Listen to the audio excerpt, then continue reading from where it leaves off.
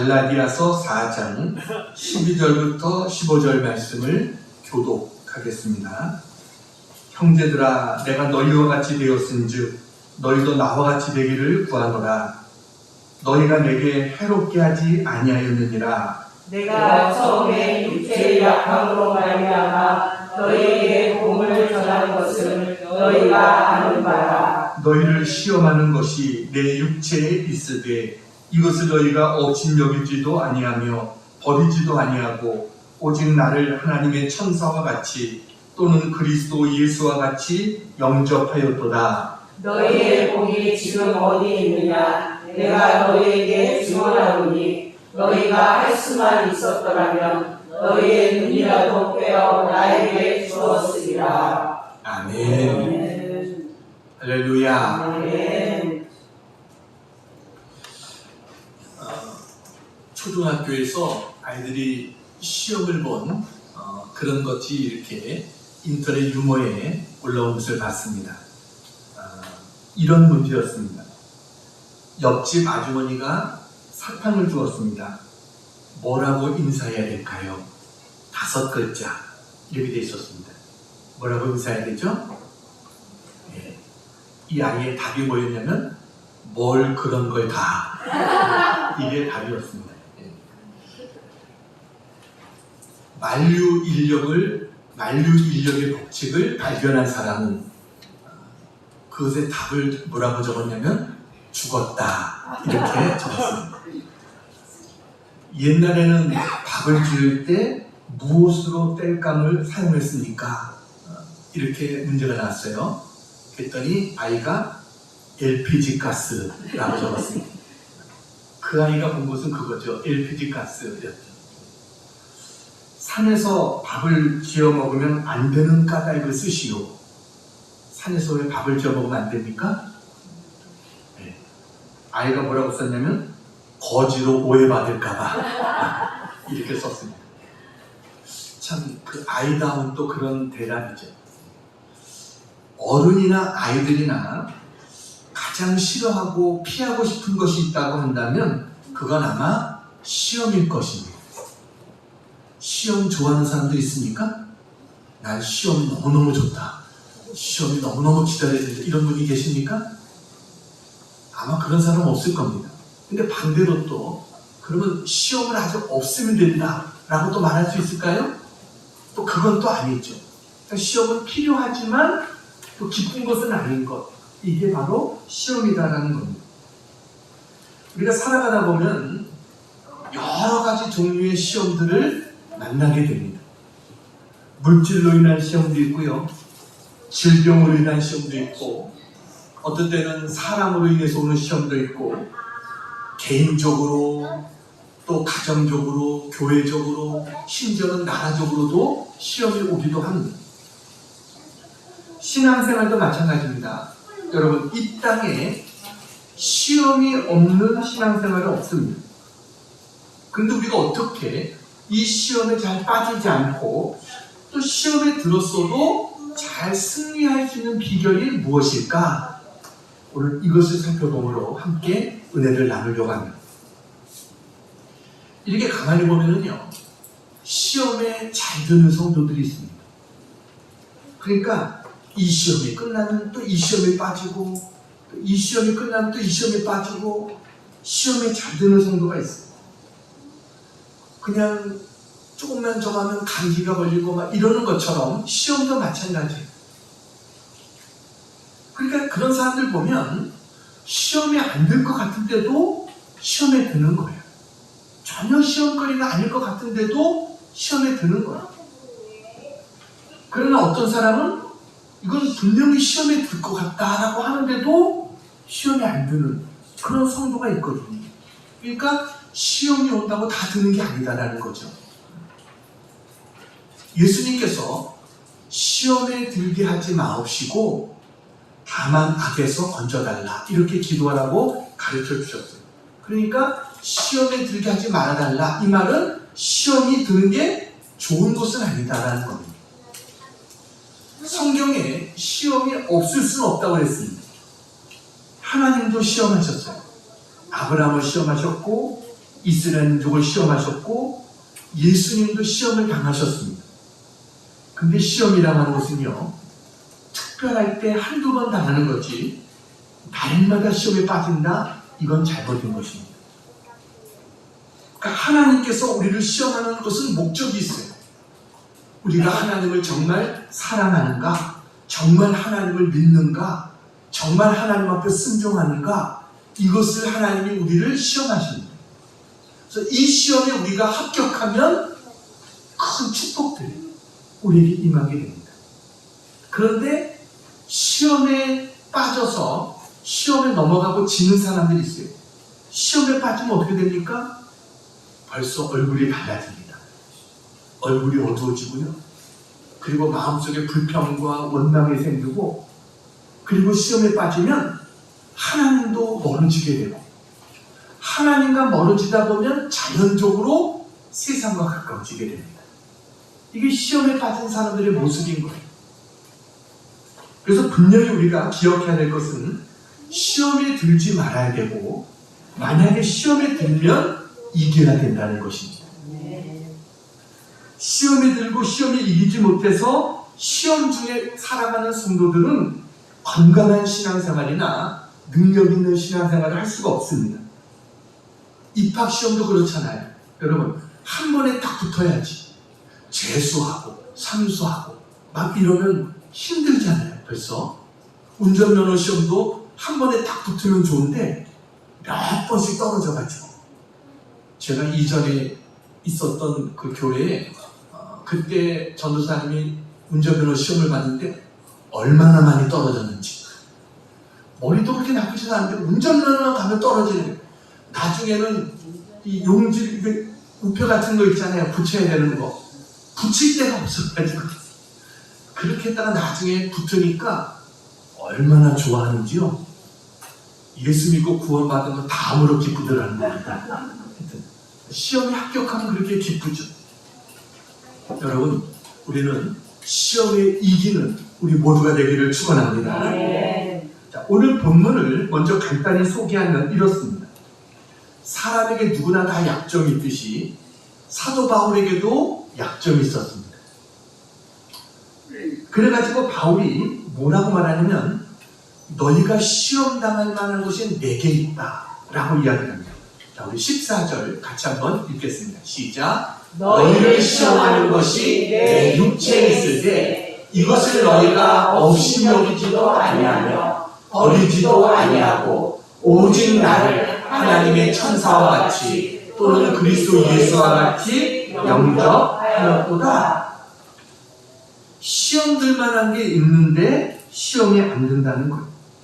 그리고 오히려 그들은요, 바울을 향해서 뭐라고 말하냐면 15절 같이 한번 읽겠습니다. 15절 시작. 너희의 복이 지금 어디 있느냐? 내가 너희에게 증언하노니 너희가 할 수만 있었더라면 너희의 눈이라도 빼어 나에게 주었으리라.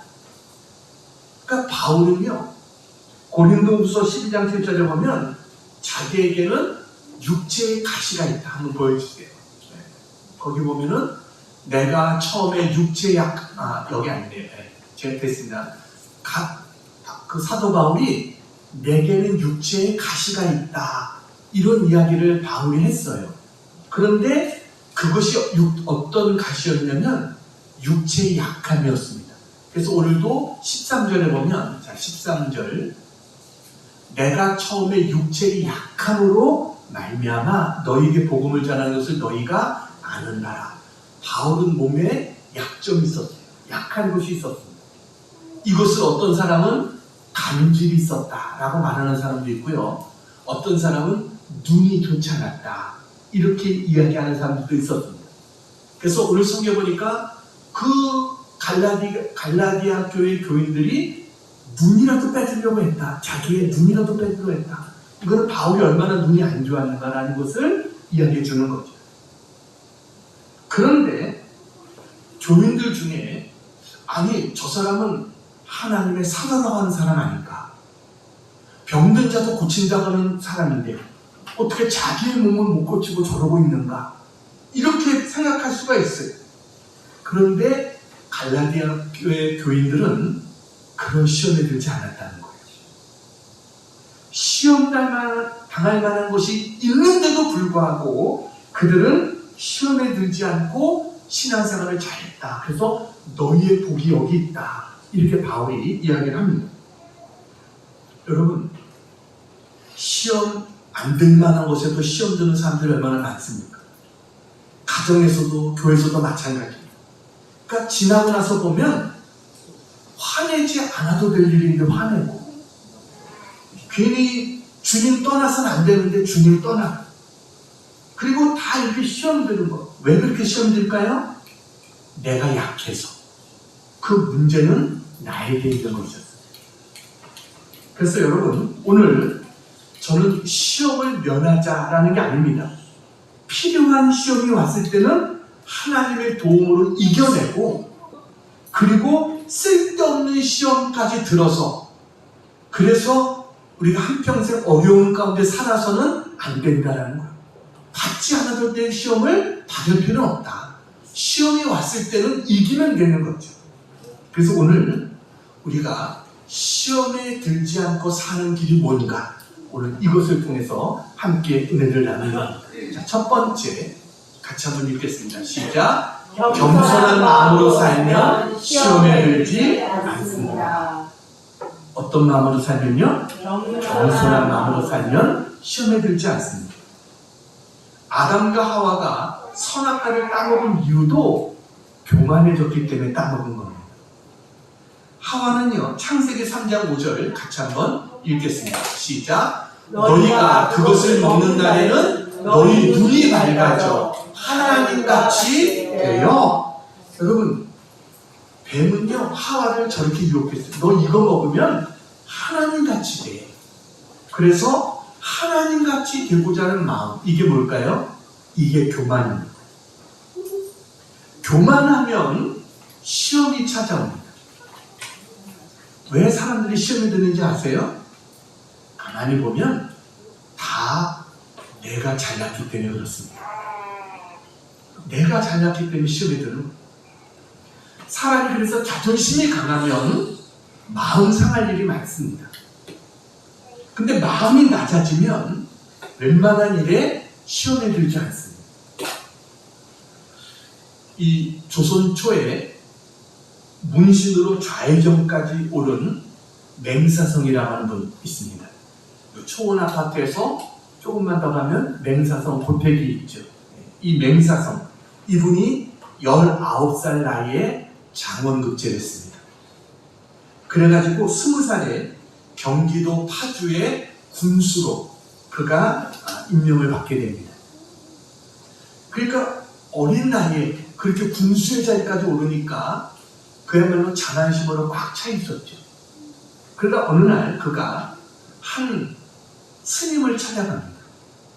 그래서 그에게 이제 이야기를 해요. 그러면서 스님에게, 스님이 생각하기를 이 고을을 다스리는 사람으로서 제가 최고로 삼아야 될 좌우명이 뭐라고 생각하십니까? 이렇게 이야기를 했어요.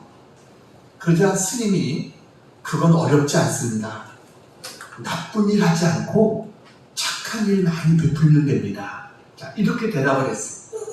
그랬더니 맹사성이 아이 참 스님도 그건 삼척동자도 다 아는 거 아닙니까? 이렇게 이야기했어요. 어렵사리 시간을 내서 정말 찾아가는 자기를 무시하는 것 같은 그런 생각이 들어서 화가 났다는 거예요. 근데 스님이 태연하게 다시 이야기를 합니다. 3살 먹은 아이도 아는 것을 80살 먹은 할아버지가 행하기는 어렵죠. 이렇게 이야기를 했어요. 그러면서 스님이 차나 한 잔 마시고 가라고 이 맹사성을 붙잡았습니다. 그래서 맹사성이 다시 자리에 앉으니까 스님이 차를 따릅니다. 근데 찻잔이 넘치는데도 계속해서 차를 따르는 거예요. 그래서 이 물이 밑에 바닥까지만 흐르는데 계속 찻잔을 따르니까 맹사성이 그랬습니다. 스님, 찬물이 넘쳐서 방바닥을 다 적십니다. 이렇게 이야기를 했어요. 그랬더니 스님이 태연하게 계속 차를 따르면서 자기를 이렇게 쳐다보고 있는 맹세성을 향해서 이렇게 이야기했습니다. 찬물이 넘쳐 방바닥을 적시는 것은 알고 지식이 넘쳐 자신의 인품을 망치는 것은 어찌 모르십니까? 이렇게 이야기했어요. 찬물이 넘쳐서 방바닥에 흐르는 것을 알면서 지식이 넘쳐서 인품을 망치는 걸 왜 모르느냐? 그 말에 맹세성이 부끄러워졌어요. 그래가지고 황급히 일어나서 나가려고 하다가 문지방에 머리를 부딪힙니다. 그러자 스님이 빙그레 웃으면서 이런 얘기를 했습니다. 고개를 숙이면 부딪히는 법이 없습니다. 고개를 숙이면 부딪히는 법이 없습니다. 그 이후에 맹사성이 그 말을 자기의 좌우명으로 삼았다는 거예요. 고개를 숙이면 부딪히는 법이 없다. 그래서 자신을 낮추고 욕심을 버리고 그래가지고 세종 때 명재상으로 그가 역사에 남을 수 있는 그런 인물이 되어졌다. 그렇게 전해지고 있습니다. 여러분, 겸손하면 부딪힐 일이 없습니다. 우리는 낮아져야 됩니다. 신앙생활도 마찬가지입니다. 예수님은 우리를 위해서 가장 낮은 모습으로 오셨어요. 그리고 제일 낮아지셨어요. 우리가 하나님 앞에 나아가려고 할 때마다 깨달아지게 되는 게 뭐냐면 하나님, 저는 부족합니다. 이게 깨달아져요. 그래서 은혜를 받으면 성령이 충만해지만 할수록 하나님, 저는 부끄러운 죄인입니다. 하나님, 부족한 자입니다. 이런 고백이 나오게 됩니다. 그래서 주님을 가까이 하면 할수록 내가 얼마나 부족한 자인가, 내가 지금 이 자리에 있는 게 하나님 은혜구나, 이것을 깨닫게 돼요. 난 하나님 은혜가 없으면 나는 아무것도 아니구나. 하나님의 은혜가 필요합니다. 하나님, 저에게 은혜를 베풀어 주세요. 이렇게 기도하게 되는 거예요. 사도 바울이요, 처음에는 나는 사도다 이렇게 이야기했어요. 그러다가 믿음이 조금 더 자라니까 나는 사도 중에 작은 자라 이야기합니다.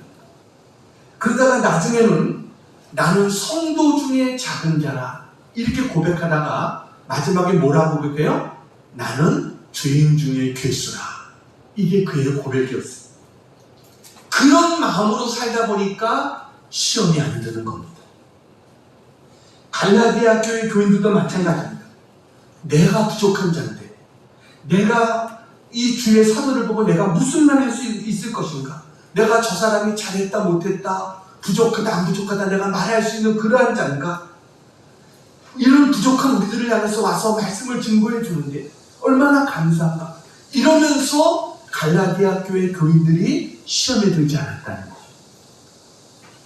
하나님은요, 우리가 부족함을 느낄 때 하나님 우리에게 은혜를 베풀어 주시는 하나님이신 줄로 믿습니다. 아멘. 구약 성경에 보면 욥이라는 사람이 나옵니다. 그가 하루아침에 여러 가지 어려운 문제에 빠집니다. 근데 그가 처음에는 그래요. 내가 아무런 잘못한 것도 없는데 내가 왜 이런 고난에 처하는가? 그랬어요. 나는 계명도 지키고 나는 그야말로 품삯을 떼먹은 적도 없고 나쁜 짓을 한 적도 없고 근데 내가 왜 이렇게 고생을 해야 되는가? 이렇게 생각했을 때는요, 그에게 시험이 끝나지 않습니다. 내가 잘했다고 생각할수록 머리는 더 복잡해지고요, 마음은 점점 더 괴로워져요. 상황 또한 더 어려워지고 친구들과의 변론도 그치지 않습니다. 근데 마지막에 가서 욥이 뭐라고 말합니까? 하나님, 제가 지금까지 알지 못하고 말했습니다. 내가 모르고 실수했습니다. 내가 전능하신 하나님 앞에 나의 조그만 의를 말했습니다. 내가 이렇게 티끌과 제 가운데 앉아서 회개합니다. 이게 욥기 42장의 내용이에요. 그랬더니 하나님 어떻게 하세요? 욥에게 은혜를 부어주기 시작하십니다. 그래서 욥을 위로해 주시고 욥기 42장 10절 같이 한번 읽겠습니다. 욥기 42장 10절 빨간 글씨 시작. 여호와께서 욥의 혼경을 돌이키시고 여호와께서 욥에게 이전 모든 소유보다 갑절이나 주신지라. 아멘. 아멘. 겸손해지면요 시험도 끝나게 됩니다. 왜냐면 하나님의 시험의 목적이 그거니까. 겸손해지면 하나님이 시험도 끝나요. 그리고 오히려 우리에게 축복을 하나님께서 허락해 주세요. 우리는요 언제나 겸손한 자가 되어지기를 축원합니다. 너희 안에 이 마음을 품으라 곧 그리스도 예수의 마음이라 그랬어요. 우리는 주님처럼 겸손해져야 돼요. 벼도 익으면 고개를 숙이듯이 우리가 하나님 앞에 정말 그렇게 낮은 모습으로 겸손한 모습으로 나갈 때 하나님께서 우리의 모든 문제를 해결해 주시고 우리에게 은혜를 베풀어 주실 줄 믿습니다. 시험에 잘 들지 않는 교인이 누굴까요? 시험에 들어도 잘 이기는 교인이 누굴까요? 항상 믿음생활 잘하고 충성하고 하나님의 말씀을 사모하고 늘 기쁨으로 나가는 사람이 누굴까요? 내 부족함을 느끼는 사람입니다. 나는 부족한 자입니다. 하나님 은혜가 없으면 안 됩니다. 이런 사람들, 이런 사람에게 하나님은 언제나 시험을 막아주시고 은혜를 베풀어 주실 줄 믿습니다. 그래서 첫 번째는 겸손한 마음으로 살면 시험에 들지 않는다. 두 번째 같이 한번 읽겠습니다. 시작. 감사하는 마음으로 살면 시험에 들지 않습니다. 여러분, 우리가 언제 시험에 듭니까? 가만히 내가 시험에 들 때를 생각해 보세요. 내가 믿음이 약해졌을 때 시험이 찾아옵니다. 또 하나는요, 섭섭한 마음이 들었을 때 시험이 찾아옵니다. 사탄은요, 언제나 우리를 그렇게 시험합니다. 뭔가 좀 만족하지 못하고 뭔가 좀 섭섭한 그런 마음이 우리 안에 막 생기면 그 순간 사탄은 우리에게 찾아오게 돼요. 하나님께서 애굽에서 종살이하던 이스라엘 백성을 430년 만에 출애굽시켜 주셨습니다. 그런데도 이스라엘 백성들은 계속 하나님 앞에 불평하고 불만합니다. 홍해바다를 앞에 두고 마라의 쓴물을 만났을 때 또 먹을 것이 떨어졌다고 르비딤에서는 마실 물이 없다고 계속 원망했을 때 그때 어떤 일이 일어납니까? 출애굽기 17장 8절 같이 한번 읽겠습니다. 시작. 그때 아말렉이 와서 이스라엘과 르비딤에서 싸우니라. 여러분, 불평과 원망하면은요 아말렉이 찾아옵니다. 아말렉이 우리를 공격해요. 하나님께서는요 출애굽기에 보면 굉장히 여러 번 나오는 단어가 뭐냐면 내 귀에 들린 대로 행하리라. 이게 하나님 말씀입니다. 그러니까 너희가 불평하면 하나님께서 그대로 행해 주겠다는 거예요. 반대로 너희가 감사하면 뭐예요? 내가 너에게 감사한 것으로 행해 주겠다. 이게 하나님 말씀이에요. 그래서 우리는 언제나 하나님 앞에 감사하는 자가 되어야 됩니다. 하나님은 좋으신 하나님이신 것을 믿습니까? 여러분, 우리를 구원하기 위해서 독생자까지도 아끼지 아니하신 하나님이세요. 얼마나 좋으신 하나님이세요. 그래서 우리 하나님 앞에 언제나 감사할 수 있어야 돼요. 여러분, 감사는 환난을 막는 방패고 모든 불행을 막아주는 바람개비와 같은 것입니다. 환난과 시험에 들지 않고 시험을 잘 이기기 위해서는 어떻게 해야 돼요? 감사할 수 있어야 돼요. 누가복음 17장에 보면 10명의 문둥병자가 예수님이 지나갈 때 우리를 불쌍히 여겨달라고 그랬더니 예수님이 제사장에 가서 너희 몸을 보이라. 그래서 10명이 제사장에 가다가 문둥병이 낫는 것을 확인합니다. 서로 쳐다보니까 문둥병이 났어요. 근데 그 중에 한 사람만 돌아와서 예수님 앞에 감사했어요. 다른 사람들은 어땠을까요? 여러분, 다른 사람도 감사하지 않았을까요? 감사했죠. 근데 감사는요, 그 즉시 하지 않으면 사라져버립니다. 내가 제사장 만나고 나중에 주님 앞에 와서 감사해야지. 가족들도 만나고 내가 좀 모든 일 하고 난 다음에 와서 감사해야지. 근데 누구도 다시 와서 감사했다는 말은 없습니다. 예수님께서 뭐라고 말하냐면 누가복음 17장 17절 같이 한번 읽겠습니다. 빨간 글씨 시작. 열 사람이 다 깨끗함을 받지 아니하느냐? 그 아홉은 어디 있느냐? 주님께서 물으세요. 10명이 다 깨끗함을 받지 않았느냐? 근데 너밖에 감사한 사람이 없다는 거죠. 그래서 이 사람에게 뭐라고 말합니까? 내 믿음이 너를 구원하였느니라. 이 사람에게는 구원의 은혜까지, 병 고침의 은혜만이 아니라 구원의 은혜까지 베풀어 주십니다. 그러면 여러분, 이 9명은 어땠을까요? 여러분, 문둥병에 나았다. 얼마나 감사한 겁니까? 근데 조금 시간이 지나면 어떻게 돼요? 이제 이 사람에게는 아무런 걱정이 없고 아무런 문제가 없습니까? 아니요. 이제 집에 돌아가서 가족들 만나고 기쁘죠. 이제 다시 정상적인 생활했으니까 얼마나 기뻐요. 근데 조금 지나면 또 불평하는 마음들이 또 생깁니다. 집안일, 또 사는 일, 가정 문제, 옷 문제, 먹고 사는 문제, 이런 게 또 닥치게 되는 거예요. 그러니까 잠깐은 기쁘지만 또 시간이 지나고 나면 그 감사한 마음들이 다 사라져버리는 거예요. 이게 우리 인간이에요. 우리가 그렇습니다. 이 문제만 해결되면 아주 행복하고 기쁠 것 같죠. 근데 그게 끝이 없어요. 그거 해결되면 또 다른 문제가 닥치는 거예요. 여러분, 우리가 감사하기 위해서는 어떻게 해야 돼요?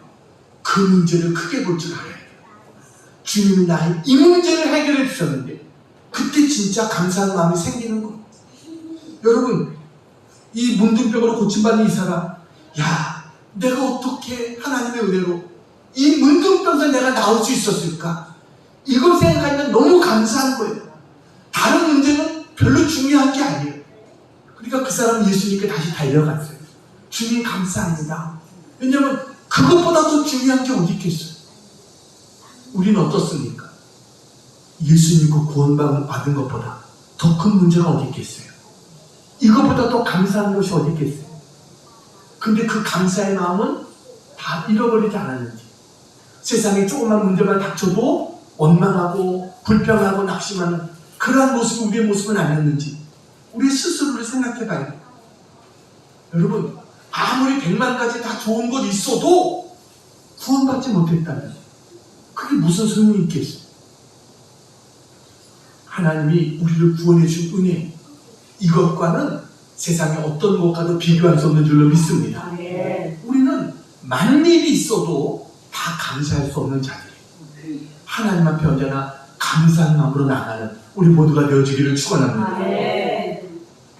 진주라고 하는 단편집이 있습니다. 이 책에 보면 어떤 사람이 진주 하나를 구했어요. 근데 아주 크고 좋은 진주예요. 근데 이렇게 보니까 진주에 흠이 있는 거예요. 그래가지고 완전한 진주는 없다고 그러잖아요. 그래서 이 사람이 감정소에 가서 이 흠을 없애려면 어떻게 해야 됩니까? 그랬더니 그 사람이 진주를 갈아야 됩니다. 그래서 갈아봤어요. 한 번 갈았더니 흠이 많이 없어졌어요. 정말 좋아졌어요. 근데 보니까 또 다른 흠들이 보이거든요. 또 작은 흠들이 보여요. 이것도 없애달라고. 또 갈고, 또 갈고. 나중에 어떻게 됐을까요? 흠집이 다 사라졌어요. 근데 진주도 사라졌어요. 여러분, 흠이 없는 인생은 이미 끝난 것입니다. 우리가 이 땅에 살면 어디에도 완전한 곳이 없어요. 멀리서 볼 땐 다 좋아 보입니다. 가까이 가서 보면 역시 그 사람도 똑같이 아픔과 고통을 겪고 있고요. 어쩌면 내가 겪는 것보다 훨씬 더 큰 문제를 갖고 있는 것을 우리가 보게 되잖아요. 이렇게 서울에서 고수부지, 한강 고수부지 가면 잔디가 이렇게 있잖아요. 아주 잔디가 좋아 보여요. 근데 거기 가보면 또 똑같아요. 또 내가 있었던 자리가 더 좋아 보여요. 이게 사람의 눈이라는 게 그런 것이거든요. 그렇기 때문에 여러분, 이 세상에는 어디에도 완전한 곳은 없어요. 내 주 예수 모신 곳이 그 어디나 하늘나라. 할렐루야. 주님을 모시고 있는 곳이 천국이다. 거기가 하늘나라다. 언제나 우리는 이것을 감사하며 살아갈 수 있는 그런 우리 모두가 되기를 축원합니다. 우리나라가 얼마나 살기 좋아졌습니까? 세계에서 이제 어느 나라 가도요, 부러운 데가 없어요. 뭐 물건 살 게 없어요. 전에는 외국 나가면 사람들 선물 살 거 사느라고 막 정신이 없었는데 지금은 선물 사려면 우리나라에 다 있으니까, 우리나라가 더 싸고 좋으니까 살 게 없는 거예요. 근데 여러분 어때요? OECD 국가 중에서 우리나라의 자살률이 10여 년째 1위입니다. 거의 20년 가까운 세월 동안 우리나라의 자살률이 1위예요. 왜 그래요? 잘 살아도 문제가 있다는 것이죠. 교회가 부흥하면 문제가 없을까요? 큰 교회는 문제가 없을까요? 아니요. 가정이 잘 살면 문제가 없을까요? 다 마찬가지예요. 어디에도 완전한 곳은 없어요. 여러분, 그렇기 때문에 우리는 언제나 감사하며 살아갈 수 있는 그런 우리 모두가 되릴 줄로 믿습니다. 감사하는 자에게는요, 믿는 자에게는 시험도 복이 됩니다. 시험도 복이 되는 거예요. 고린도전서 10장 13절 같이 한번 읽겠습니다. 고린도전서 10장 13절 시작. 사람이 감당할 시험 밖에는 너희가 당한 것이 없나니 오직 하나님은 믿으사 너희가 감당하지 못할 시험 당함을 허락하지 아니하시고 시험 당할 즈음에 또한 피할 길을 내사 너희로 능히 감당하게 하시느니라. 우리가 기억해야 될 것은, 여러분, 성도가 당하는 시험은 승리가 보장되어 있다는 것입니다. 오직 하나님은 믿으사라고 그랬어요. 이 말은 믿을만하다, 신실하다, 약속을 지킨다, 이 뜻이에요. 하나님이 약속한 것을 반드시 지키시는 하나님인 것을 믿습니까? 하나님이 무슨 약속을 하셨어요? 언제나 우리와 함께 하시겠다고 약속하셨습니다. 하나님은 사랑하는 자, 곧 그 뜻대로 부르심을 입은 자들에게는 모든 것이 합력해서 선을 이루시겠다. 하나님께서 약속하셨어요. 너희가 감당치 못할 시험을 허락지 않겠다고 하셨어요. 그러니까 어떤 형편에서도 두려워하지 말라는 거예요. 감당하지 못할 시험 안 주니까 두려워하지 말라. 또 시험 당할 즈음에 피할 길을 주시겠다라는 거예요. 여기서 피할 길이라고 하니까요, 여러분, 내가 시험을 이렇게 피해갈 수 있는 길을 주신다 이렇게 생각하는데, 원어의 뜻을 보면 그런 뜻이 아니라 시험과 함께 길을 냈다, 이런 뜻입니다. 시험과 함께 길을 냈다. 시험을 피해가는 게 아니라 시험을 통과할 수 있는 힘을 주시겠다는 거예요. 이게 하나님의 약속이에요. 그래서 너희로 능히 감당하게 하시느니라. 할렐루야. 능히 이기게 해주시겠다, 우리에게 약속하셨어요. 여러분, 시험은 고통스럽고 힘듭니다. 시험을 좋아하는 사람은 없습니다. 그렇지만 거기에 하나님의 뜻이 있고 하나님의 선하신 계획이 있고 나를 더 축복해 주려고 하는 하나님의 그 뜻이 있다고 한다면 우리는 오히려 감사해야죠. 감사하면 큰 시험도요, 우리가 감당할 만한 시험이 되어지고요, 그 시험도 이기고 승리할 수 있는 그런 역사를 하나님은 허락해 주시는 줄로 믿습니다. 어떻게 해야 시험에 들지 않아요? 감사하는 마음이 있을 때. 우리 시험에 들지 않고 감사하는 마음이 있을 때 시험을 또 이길 수 있는 그런 능력을 우리에게 주실 줄로 믿습니다. 자, 세 번째, 시험에 들지 않으려면 세 번째 시작. 늘 깨어 기도하면 시험에 들지 않습니다. 깨어서 기도하면 시험에 들지 않아요. 예수님께서 십자가라고 하는 시험을 앞에 두고 겟세마네 동산에서 기도하셨어요.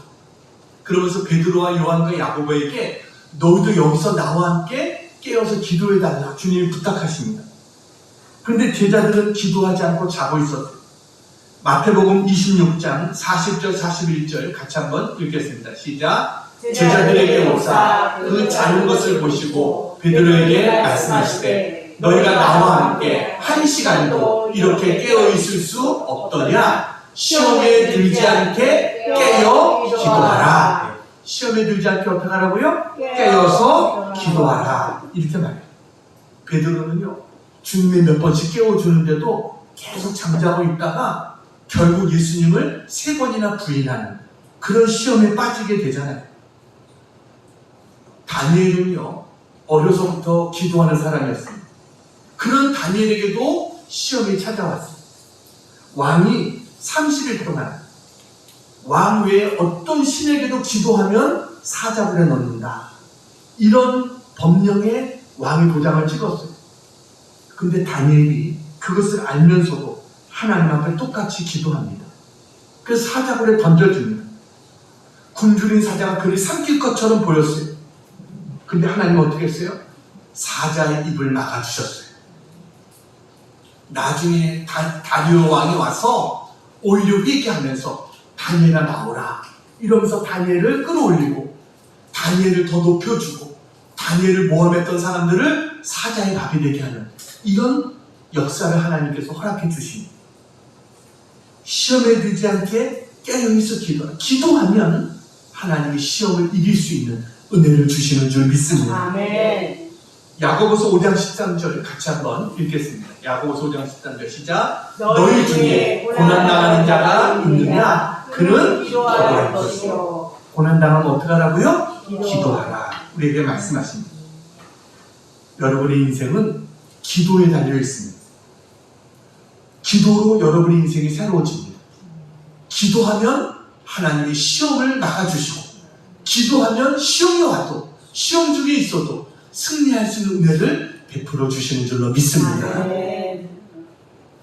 이제 한 가지 이야기하고 마치려고 합니다. 사진 하나를 보여드리겠습니다. 네, 저분이 누구냐면 누구예요? 이규환이라고 하는 교수님. 저분은요 세계에서 어쩌면 최초고 또 어쩌면 유일한 그야말로 몸이 다 마비된 사람인데 치과 의사를 하고 있는 그러한 분입니다. 분당 서울대병원의 이규환 교수님이라고 하는 분이에요. 저분이 2002년에 이 치과대학 본과 3학년일 때 수영장에서 다이빙을 하다가 목이 부러졌습니다. 경추 5번과 6번이 손상이 돼가지고 이 어깨 아래로는 다 쓰지 못하는 그러한 불구가 됐습니다. 저분이 키가 188이 됩니다. 키도 그렇게 크고 정말 인물도 괜찮고 학교에서도 항상 학과장이니 뭐니 이런 것들을 항상 빼놓지 않고 할 정도로 뛰어난 그런 사람이었어요. 근데 하루아침에 장애인이 되고 말았어요. 요새 뉴스 보니까 제주도에서도 저런 사고가 많이 일어난다고 그러더라고요. 다이빙하다가 이 목을 다쳐가지고 전신마비가 되는 경우들이 많이 일어난다고. 왜냐하면 평상시에 했던 곳이에요. 그러니까 이 물이 있는 줄 아는데 물이 썰물이 있어서 빠져나간 상태라 하면 물이 낮아지는 거예요. 생각보다. 근데 모르고 뛰어들다가 다치게 되는 거예요. 저분이 중환자실에서 거의 일주일이 넘어서 2주일가량 병원에 중환자실 의식을 찾지 못했어요. 그러다가 정신을 차리고 깨어보니까 온몸이 마비가 돼가지고 움직일 수 없는 중증 장애인이 된 거예요. 그야말로 울부짖으면서 회복시켜달라고 살려달라고 말했지만 몸에 아무런 변화가 없습니다. 나중에는 그게 원망으로 바뀌어져서 하나님 빨리나 데려가 주세요. 날 죽여주세요. 이렇게는 못 삽니다. 그렇게 하나님 앞에 부르짖었대요. 그리고 하나님을 원망한 거예요. 근데 죽고 싶어도 죽을 수도 없어요. 몸이 마비되어 있으니 죽을 수도 없는 몸이 된 거예요. 그러다가 중환자실에 있는데 중환자실은 전쟁터와 같습니다. 막 사람들이 얼마나 위급한 환자들이 들어오게 했어요. 막 전쟁터 같은 거예요. 그러니까 너무 고통스러워. 자기 몸도 움직이지 못하는데 너무 막 힘든 거예요. 그래서 간호사한테 부탁을 했대요. 제발 책 좀 읽어주세요. 정신을 좀 제가 좀 다른 곳에 돌릴 수 있게 좀 책 좀 읽어주세요. 그래서 간호사가 책을 읽어주기 시작했어요. 이 병원에는 또 여러 책들이 있잖아요. 또 이렇게 사람들이 읽으라고, 환자들 읽으라고 그런 책도 읽어주고 성경책도 읽어주는 거예요. 처음에는 한 15분 정도 읽다가 나중에는 한 30분 읽다가 좀 더 친해진 다음에는 이제 한 1시간 정도를 성경책도 읽어주고 이렇게 하는 거예요. 그 말씀을 듣다가 변화가 된 거예요. 하나님 말씀을 듣다가. 그래서 하나님 앞에 기도했대요. 하나님, 저 좀 살려주세요. 여태까지 고생하면서 견뎌왔는데 지금 죽고 싶지는 않습니다. 그러면서 하나님, 회복될 수 없는 몸으로 왜 이렇게 힘들게 살아야 합니까? 이렇게 하나님 앞에 기도했어요. 그랬더니 하나님의 응답이 왔어요. 그 하나님의 응답이 뭐냐면 내가 네 곁에 있다. 이게 하나님의 응답이었어요. 내가 네 곁에 있다. 이 말을 듣고 그는 병상에서 일어날 수 있었어요. 그는 치과 의사가 꿈이었어요. 난 치과 의사의 꿈을 이루어야 되겠다. 그래서 1년 만에 학교에 복학을 합니다. 다시 치과 의사가 되겠다고 하니까 사람들이 야, 너 내 손도 움직이지 못하는데 어떻게 내가 치과 의사가 될 수 있느냐? 사람들이 그러는 거예요.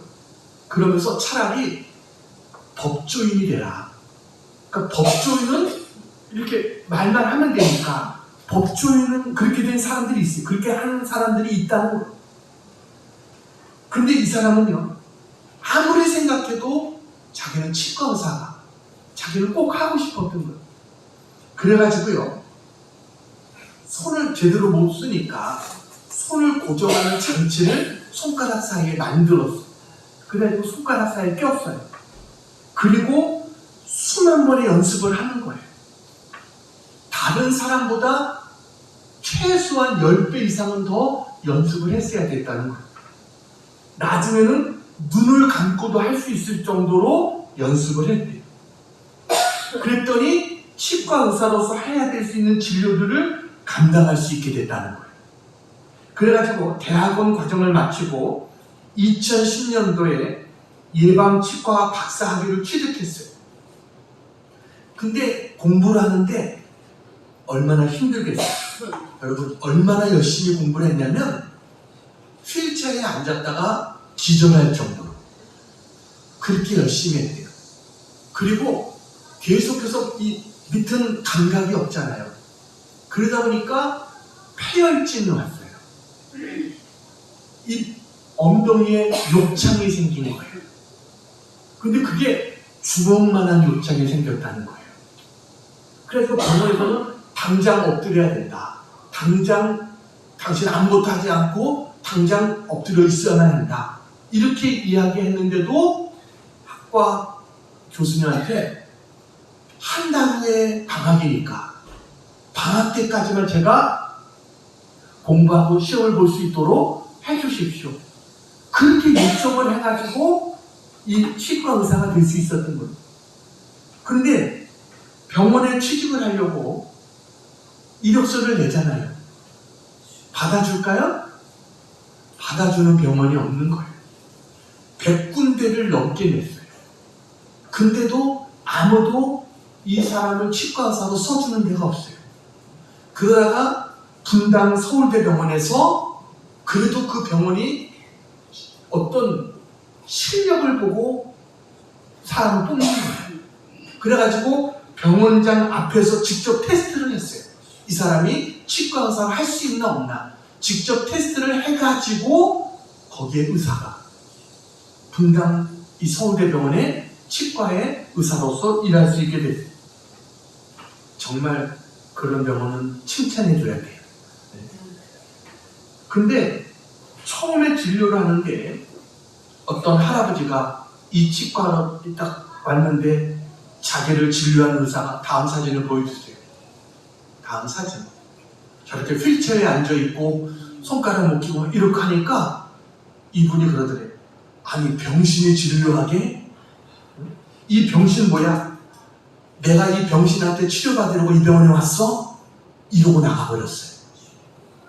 이런 사람들이 한둘이 아니었어요. 정말 10명 중에 7, 8명은 이 선생님한테는 치과 진료를 받을 수 없다. 그리고 나가버렸어요. 그런데 그래도 한두 명이 그래도 치과 진료를 그냥 받겠다고 했어요. 그때 저 의사 선생님이 뭐라고 말하냐면 항상 이렇게 이야기했어요. 저는 좀 진료가 느립니다. 그러나 세상에서 가장 안전하고 꼼꼼하게 진료해드리겠습니다. 이렇게 약속했어요. 전 좀 느리지만 가장 안전하고 꼼꼼하게 해드리겠습니다.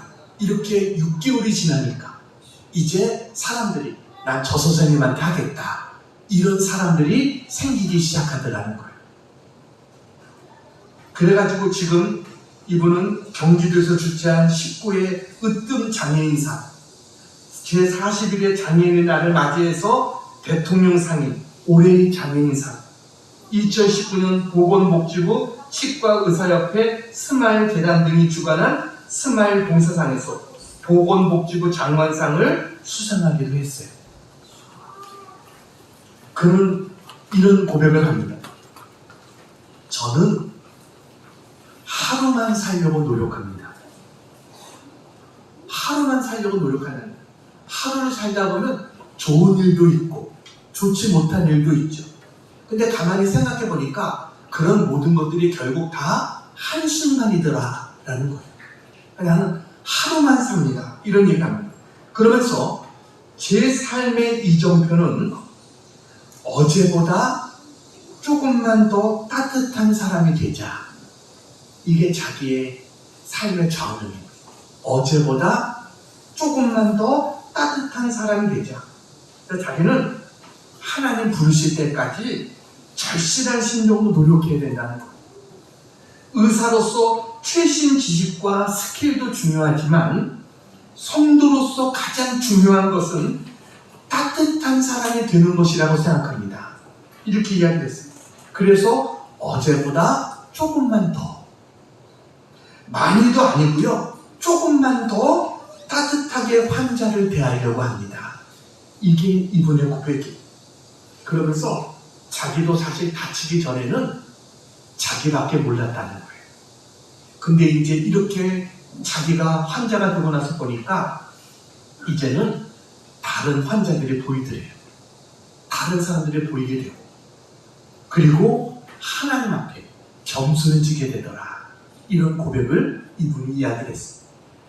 여러분, 우리는 언제나 하나님 앞에 감사할 수 있는 우리 모두가 되어주기를 축원합니다. 아멘. 어떤 문제를 만나도, 어떤 어려움을 당해도 우리의 문제와 환경을 보기보다 믿음의 주여 온전케 하시니 예수님을 바라보고 주님께 기도로 모든 것을 맡기고 믿음으로 나가는 그런 우리 모두가 되기를 축원합니다. 아멘. 그러면 고난이 바뀌어서 축복이 되어질 줄로 믿습니다. 아멘. 하나님께서 합력하여 선을 이루어 주실 것입니다. 아멘. 여러분, 기도하면 시험을 예방합니다. 아멘. 기도하면 시험 가운데서도 승리하게 될 줄로 믿습니다. 아멘. 그런 우리 모두가 되기를 주님의 이름으로 축원합니다. 아멘. 기도하겠습니다. 사랑을 내가 많으신 아버지 하나님, 지금까지 저희를 지켜주신 분도 주님이시고 아멘. 지금도 함께하고 계시며 앞으로도 인도하시며 축복하실 분이 오직 주님이심을 믿습니다. 아멘. 그러므로 우리가 걱정하고 근심하는 모든 것들 주님께 온전히 맡길 수 있는 담대한 믿음을 허락해 주시옵소서. 아멘. 주님, 이 시간 간구하오니 저희에게 시험을 이길 수 있는 힘과 능력을 주시옵소서. 아멘. 큰 시험이나 작은 시험 모든 것을 이기게 하여 주시옵소서. 아멘. 겸손한 마음, 감사하는 마음, 그리고 늘 깨어 기도함으로 시험에 빠지지 않게 하여 주시고 아멘. 언제나 승리하는 삶이 되게 해 주시옵소서. 아멘. 하나님, 역사해 주시옵소서. 아멘. 하나님, 저들의 문제를 해결해 주시옵소서. 아멘. 저들의 연약한 부분들 주님께서 만져주시고 아멘. 강건케 하여 주시옵소서. 아멘. 물질의 어려움 가운데 있는 성도들에게 물질의 어려움도 해결해 주셔서 아멘. 베풀며 살아갈 수 있도록 하나님 도와 주시옵소서. 아멘. 하나님의 도우심이 없이는 저희들은 아무것도 아닙니다. 아멘. 하나님, 은혜가 필요합니다. 아멘. 저들을 긍휼히 주옵시고 아멘. 하나님의 은혜를 더해 주시옵소서. 아멘. 시험을 승리케 해 주시옵소서. 아멘. 예수님의 이름으로 간절히 기도하옵나이다. 아멘.